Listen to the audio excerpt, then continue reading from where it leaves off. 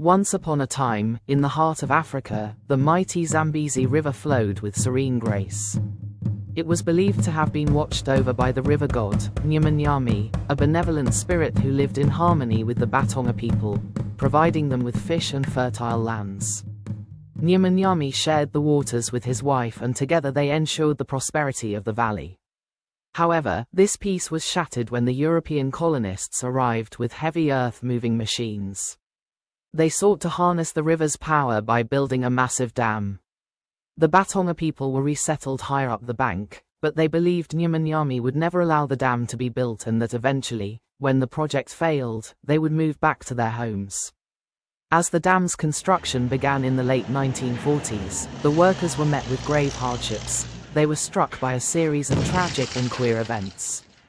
The Batonga believed the reason for these tragedies were due to Nyaminyami's rage, because the dam construction had created a barrier that separated him and his wife.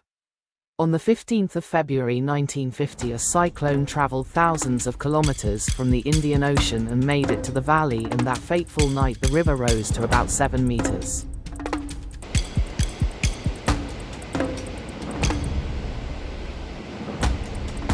Three days later, the rescue team was met with decaying bodies of animals aloof on tree tops. There was no trace of the survey team, which had perished during a landslide.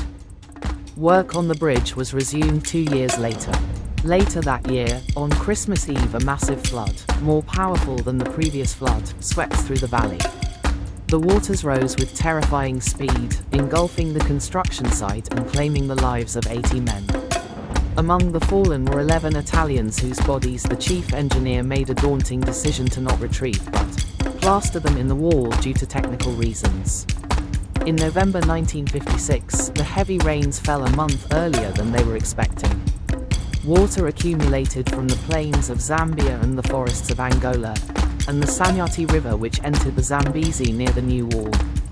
On that eventful day, water came down rushing like a mighty cavalry charge. It surged over the Kariba Dam. The elders believed that Nyaminyami had caused the disasters, and in order to appease his wrath, a sacrifice would be required.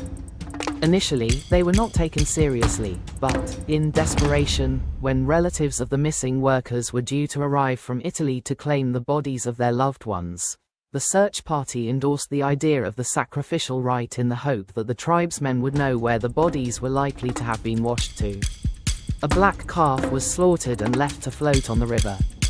The next morning the calf was gone and the workers' bodies were in its place. The disappearance of the calf holds no mystery in the crocodile-infested river, but the reappearance of the workers' bodies 3 days after they had disappeared has never been satisfactorily explained. After the disaster, flow patterns of the river were studied to ascertain whether there was a likelihood of another flood, and it was agreed a flood of comparable intensity would only occur once every 1,000 years. The very next rain cycle, January 1958, a flood of about 16 million liters per second wreaked havoc through the plain, and some heavy machinery which had never been moved since the project began disappeared in an instant. The bridge rose clear of the water and its spine was shattered in 3 places. Nyaminyami had struck again. The chief engineer, undeterred by the tragedies, pressed on with the work and eventually made a breakthrough, and the project was completed, making Kariba, or as the Batonga people call it, Kariba, the largest dam in the world by capacity. The victorious people, however, felt a slight sense of shame of having brought about the humiliation of this mysterious river. Meanwhile, the Batonga believe that Nyaminyami hasn't completely given up. Since the dam construction, earth tremors are occasionally felt, and the Batonga believe it's Nyaminyami trying to reach his wife. It is also believed that when he swims by, the water stains red.